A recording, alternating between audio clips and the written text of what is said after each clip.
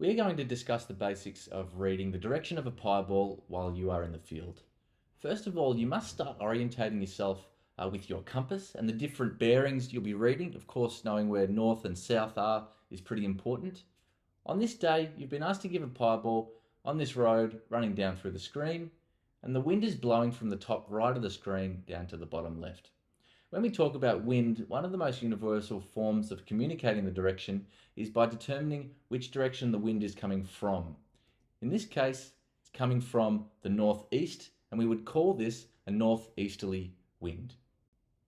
Now let's get you preparing a pieball at this intersection.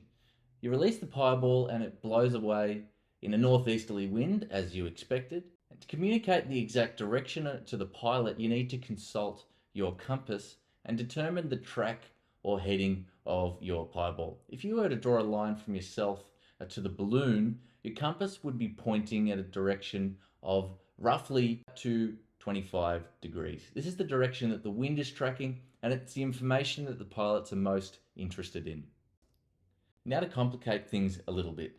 After about a minute, you notice the pieball deviates from its straight line and turns left. Rather than continuing to get the bearing from you to the balloon, you must try to imagine what direction the balloon is now tracking. In studying this balloon a bit, we can roughly draw a line with the new direction, and we determine this to be, in this case, about 180 degrees, or it's tracking south.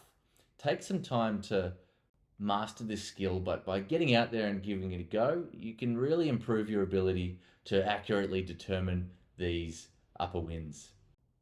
To summarize the pieball that you've watched and put it into terms that you can communicate, there is a northeasterly wind on the surface.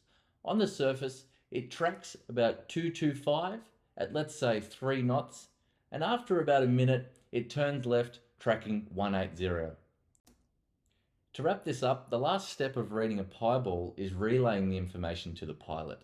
Make sure that you get the pilot's attention before relaying the information, just to make sure that they're not burning and can give you their attention.